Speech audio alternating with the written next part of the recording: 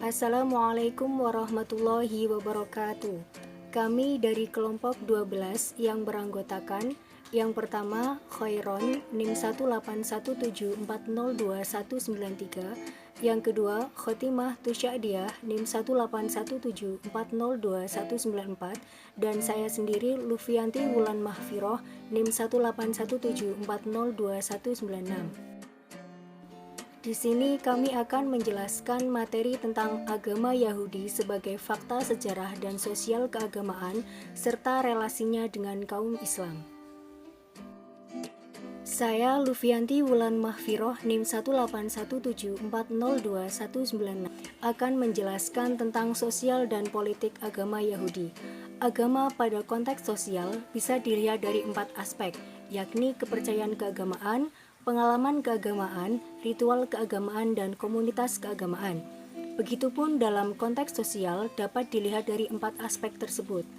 Kepercayaan keagamaan meliputi gagasan atau pemikiran dan peraturan yang berkaitan dengan agama, yang mana ajaran atau doktrin tersebut bersumber dari kitab suci. Doktrin dalam agama Yahudi menyangkut beberapa hal, meliputi konsep ketuhanan, alam, umat pilihan, moral, asketis, dan sebagainya. Penganut agama Yahudi yakin bahwa Tuhan sebagai pemberi hukuman, ajaran-ajaran berupa spiritual, sosial, ritual, moral, dan sebagainya, yang mana ajaran tersebut tercantum dalam eksplisit Taurat sebanyak 613 perintah Tuhan, terdiri dari 248 kewajiban pelaksanaan dan 365 larangan. Aturan-aturan tersebut secara singkat terangkum dalam 10 perintah, yakni yang pertama, akulah Yahweh Tuhanmu. 2. Jangan ada Tuhan lain padamu di hadapanku, jangan membuat patung. 3. Jangan menyebut nama Tuhan dengan sembarangan. 4. Ingatlah kekudusan hari Sabat. 5. Hormatilah ayahmu dan ibumu. 6. Jangan membunuh. 7. Jangan berzina. 8. Jangan mencuri. 9. Jangan memberi saksi dusta. Dan yang ke-10, jangan menginginkan rumah atau harta istri atau suami milik sesamamu. Dilansir dari BBC News bahwa Yudaisme di Indonesia sudah ada sejak zaman Belanda. Namun sampai saat ini hanya ada satu sinagoga, yakni di Sulawesi Utara. Dalam ritual doa, seseorang menggunakan taid dan kain ibadah yang dipakai oleh orang Yahudi. Setelah beribadah dilanjutkan dengan perjamuan, yakni minum anggur yang dilakukan di ruangan yang berbeda. Ritual ibadah Yahudi bisa dilakukan di rumah, sedangkan setiap hari Sabtu, ibadah dapat dilakukan di sinagoga beratap merah yang didirikan sejak 13 tahun. Di Indonesia sendiri, sentimen anti-Yahudi di beberapa daerah terjadi karena adanya konflik antara Israel dan Palestina, dan sempat meningkat saat adanya pengakuan Yerusalem sebagai ibu kota Israel oleh Amerika Serikat. Namun hal ini tidak berdampak pada kehidupan komunitas Yahudi di Sulawesi Utara. Pada masa kolonial Belanda, kehidupan komunitas Yahudi di Surabaya mengalami kemakmuran karena Belanda lebih terbuka pada komunitas Yahudi sehingga mereka bisa menikmati kehidupan mewah sejak tahun 1920. Namun kehidupan mewah itu berhenti setelah munculnya Perang Pasifik ketika orang Yahudi di Surabaya dipenjara oleh Jepang. Kehidupan sosial kaum Yahudi kembali bebas ketika Jepang kalah dengan sekutu pada Perang Dunia Kedua. Penganut Yahudi di Indonesia kebanyakan melakukan ibadah secara pribadi dalam waktu yang sangat lama dengan membuka gulungan taroh atau Taurat sendiri. Dikarenakan banyaknya kontra terhadap Yudaisme, keterangan agama dalam KTP mereka diberi tanda strip atau kosong. Begitupun untuk kebutuhan pendidikan mata pelajaran agama Yahudi belum diberikan secara maksimal, oleh karenanya banyak dari umat Yudaisme yang memilih untuk homeschooling. Untuk materi selanjutnya akan dijelaskan oleh rekan saya, Khairon. Perekonomian agama Yahudi.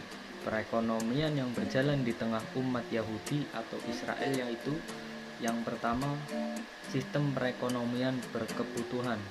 Yang kedua, sistem perekonomian berkemanusiaan. Dan yang ketiga, sistem perekonomian berteknologi. Terbentuknya sistem perekonomian tersebut diambil dari firman Tuhan dari Alkitab Imamat yang berbunyi, "Akulah pemilik tanah." Jadi perekonomian tersebut mengandung konsekuensi teologis. Manusia adalah penata layanan Tuhan untuk mengelola bumi dan isinya untuk berkebutuhan manusia dan kemuliaan Tuhan. Yang pertama, perekonomian berkebutuhan sangatlah penting bagi diri seseorang masing-masing untuk kembali pada normal yang berkelandasan agama. Perekonomian ini mengajak kita sebagai pelaku perekonomian untuk melakukan setiap tindakan yang akan dilakukan, tidak hanya untuk pertimbangan akal, untung atau rugi semata. Hal ini merupakan faktor utama yang harus diikutsertakan untuk menuju jalan kemaslahatan umat maupun diri sendiri. Perekonomian merupakan ilmu moral sebagaimana yang diungkapkan oleh bapak ekonomi modern, yaitu Bapak Adam Smith. Yang kedua, perekonomian berkemanusiaan, sistem yang melaksanakan berdasarkan pada kepentingan serta kemakmuran rakyat. Jadi sistem ini tidak campur tangan dari pemerintah, tujuannya memudahkan masyarakat berinovasi dalam berbagai macam ekonomi dan nilai-nilai yang diharapkan oleh masyarakat. Yang ketiga, perekonomian berekologi, sistem ekonomi yang saling ketergantungan. Koevolusi manusia dalam ekosistem alam. Kuasa yang Allah berikan kepada manusia menaklukkan alam semesta mengandung sebuah tanggung jawab. Perekonomian Yahudi pada Perjanjian Lama erat kaitannya dengan tanah dan Tuhan sebagai pemiliknya. Tanah merupakan pemberian Tuhan kepada Abraham. Jadi sistem perekonomian Yahudi dengan janji Allah, pembagian tanah dan cara mempertahankan tanah yang mereka miliki. Menurut Karman, tanah adalah bukti keterlibatan Tuhan dengan Yahudi. Tuhan ingin bangsa Yahudi bergantung pada Tuhan, karena itu kesejahteraan mereka tergantung pada relasi yang baik dengan Tuhan. Pemahaman yang mendalam ekonomi Yahudi mempertimbangkan lokasi geografis Israel di tengah bangsa-bangsa. Yahudi sangat menghormati kontrak dan komitmen. Yahudi tidak boleh memberikan kesaksian palsu. Tuhan mengatur perekonomian Yahudi sangat unik. Memulainya dengan cara spiritualitas, yaitu melalui persembahan korban dan memperhatikan orang miskin dan orang asing. Nilai spiritualitas ini berkembang sehingga terjalin solidaritas, humanitas, sosial, dan ekonomi. Materi selanjutnya akan dijelaskan oleh rekan saya, Khotimah Tusyadiah. Ya, selanjutnya yaitu aliran keagamaan Yahudi.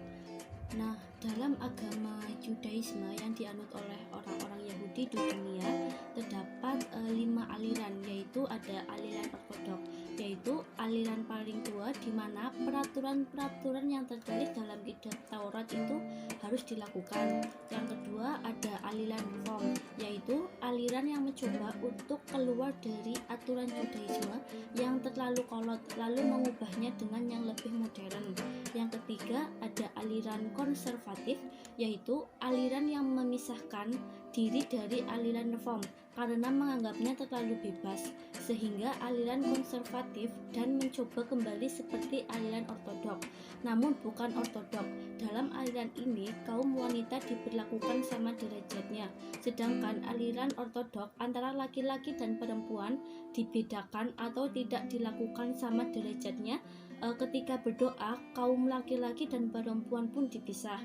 Yang keempat yaitu ada aliran rekonstruksi, yaitu aliran-aliran yang tidak hanya memandang sebagai agama saja, namun juga sebagai peradaban dan tidak terikat oleh tradisi. Yang kelima, ada aliran humanistik sekunder, yaitu aliran ini memandang bahwa Judaisme sebagai humanis dan tidak religius. Orang-orang aliran humanistik sekunder bisa disebut dengan non-theistik. Selanjutnya yaitu ada relasi umat Islam dan Yahudi. Nah, hubungan kaum Islam dan Yahudi dalam catatan sejarah ialah karena terjadi pada dua agama tersebut memiliki latar belakang yang sama.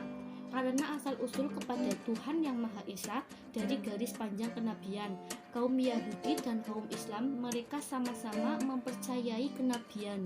Kaum Islam dan kaum Yahudi mereka mempercayai Nabi Ibrahim alaihissalam, Abraham, mereka menyebutnya, yang mana merupakan jalur asal-usul Yahudi, sedangkan Nasrani dan Islam. Orang Islam menyebutnya dari Ibrahim dan Hajar melalui Ismail, sedangkan orang Nasrani dan Yahudi menyebutnya bahwa dari Ibrahim dan Sarah melalui Ishak. Nah, dari keturunan Ibrahim ke bawah-bawahnya itu berhenti kepada Nabi Muhammad SAW dan Bani Israel. Nah, Nabi Muhammad SAW membawa agama Islam, sedangkan Bani Israel membawa agama Yahudi. Nah, dari latar belakang atau nasab itu sangat jelas bahwa nasab mereka itu sama-sama dari Nabi Ibrahim, atau mereka mempercayai bahwa kenabian mereka itu sama. Sejak kecil antara kaum Yahudi dan kaum Islam itu selalu hidup berdampingan. Nah, di dalam Al-Quran pun juga terdapat Quran surat Al-Maidah yang ayat 82 yang menjelaskan bahwa kaum Yahudi itu selalu mempersulit atau selalu memperlihatkan permusuhannya kepada kaum muslim, dan sudah dibuktikan hingga sekarang ya bahwa kaum Yahudi sejak dari dahulu itu sudah memperlihatkan permusuhannya yang sangat kejam kepada kaum muslimin. Namun kaum Nasrani itu bersahabat dengan kaum muslim.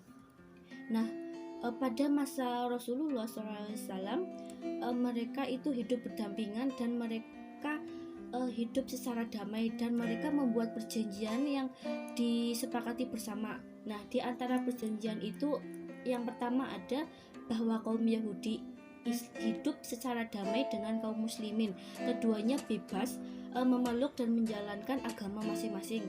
Yang kedua, kaum Yahudi dan kaum muslimin wajib saling tolong-menolong untuk melawan siapa saja yang memerangi mereka, dan orang-orang Islam memikul belanja mereka sendiri pula. Yang ketiga, kaum Yahudi dan kaum muslimin wajib menasehati, saling tolong-menolong, serta melaksanakan kebajikan dan kedamaian. Yang keempat, bahwa kota Madinah adalah kota suci yang wajib dihormati oleh mereka dan terikat dengan perjanjian itu juga. Yang kelima, bahwa siapa saja yang tinggal di dalam atau di luar kota Madinah wajib dilindungi keamanannya. Nah, perjanjian politik yang dibuat oleh Nabi Muhammad ini pada sekitar 14 abad tahun yang lalu itu agar menjamin kemerdekaan dan meyakini hak-hak kehormatan serta jiwa golongan Islam. Nah, perjanjian yang sudah dibuat oleh Nabi Muhammad ini dilanggar sendiri oleh kaum Yahudi. Mereka menusuk kaum Islam secara dari belakang. Mereka memperdebatkan atau mereka memisahkan atau mempermusuhkan kepada kaum muslimin, yang pada akhirnya kegagalan yang terjadi, dan akhirnya Nabi Muhammad mengusir kaum Yahudi dari kota Madinah. Nah, dari beberapa riwayat juga bahwa hubungan antara Islam dan Yahudi itu berlangsung secara toleran. Islam itu memandang bahwa agama Yahudi tetap menganggap sebagai agama yang samawi. Islam mengakui Tuhan Yahudi, kitab Taurat, sebagai wahyu dari Tuhan yang ditentang dari Zionisme. Sekian.